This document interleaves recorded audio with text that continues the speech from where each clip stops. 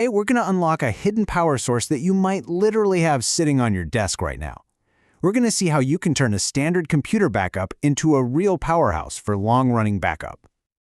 All right, let's kick things off with something we've all been through, right? That super frustrating moment when you're deep in the zone, working on something important, and bam, the power cuts out. Everything just stops. Your work, your movie, your internet, it's all just gone. So you know you need a backup plan. But then you start looking into a proper inverter and battery system, and whoa, the price tag can be a real shocker. It's a serious investment. And let's be real, it's not always in the budget for everyone. But what if I told you the solution isn't some expensive piece of specialty equipment? What if it's a clever DIY project, using something you probably see every single day? Yep, that little black box that's been protecting your computer could be hiding some serious potential. Okay, so let's get into it. We're going to pull back the curtain on your uninterruptible power supply, or UPS. Turns out, it's got a secret identity, and you might be surprised by what's really going on inside that thing. So what's a UPS supposed to do? Well, its official job is pretty simple. It's just designed to give you enough time, like a few minutes tops, to save your work and shut down your computer safely when the lights go out. It's basically a short-term safety net.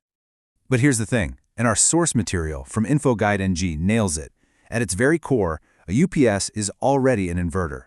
It's doing the exact same fundamental job, taking DC power from a battery and converting it into the AC power your devices use. The only problem? It was built for a sprint, not a marathon, so it heats up a lot. And this table really lays it all out, doesn't it? We're not reinventing the wheel here. All we're really doing is giving the UPS a massive fuel tank, swapping its tiny internal battery for a huge external one. We're turning a sprinter into a long-distance runner. All right, so how do you actually do this? Is it super complicated? Not really. Let's break down the step-by-step mission to get this done. Okay, first things first, and this is maybe the most important part. You've got to match the voltage, and it's easier than it sounds. Just pop open your UPS and count the little batteries inside. If there's 1, it's a 12-volt system. If you see 2, it's 24 volts. That number tells you exactly what kind of external battery setup you're going to need. Simple as that. So here's the game plan. You start with the basics, opening up the UPS, pulling out that tiny battery, and attaching some beefier, longer wires. Then, you've got a couple of crucial tweaks for the long haul. You'll want to disable that annoying beeper, because it's going to drive you crazy. And, most importantly, install a cooling fan to deal with the heat. And finally, don't forget you'll need a separate external charger for that big new battery. Okay, let's hit the pause button for a reality check. This is a DIY project, right? It's not some polished, off-the-shelf product. And that means it's super important to understand the downsides and the fixes you'll need to make it work safely. And here's a big one. You absolutely have to respect its power limit. That number, 390 watts, that's pretty typical for a standard 12-volt UPS. So what does that mean? It's perfect for lights, charging your phone, maybe a small TV. But don't even think about plugging in something like a microwave or a space heater. You've got to stay within its limits or you'll fry it. And yeah, there are definitely some trade-offs here. For starters, this thing is going to get hot. I mean, it wasn't designed to run for hours on end. And that little built-in charger? Totally useless for a big car battery. Plus, the kind of power it puts out, it's called a modified sine wave, isn't super clean. It's fine for simple stuff, but it can cause problems for sensitive electronics or things with motors, like an AC fan.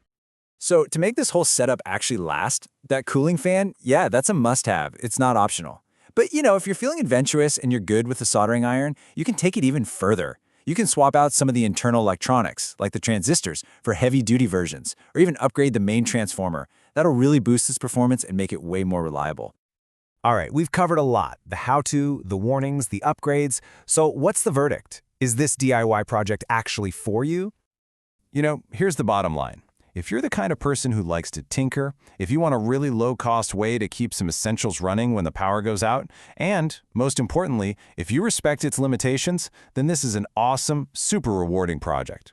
It's just a really clever use of what you've already got. And honestly, it kind of gets you thinking, doesn't it? What other old tech do we have just sitting around, hiding a totally new, powerful purpose, just waiting to be discovered?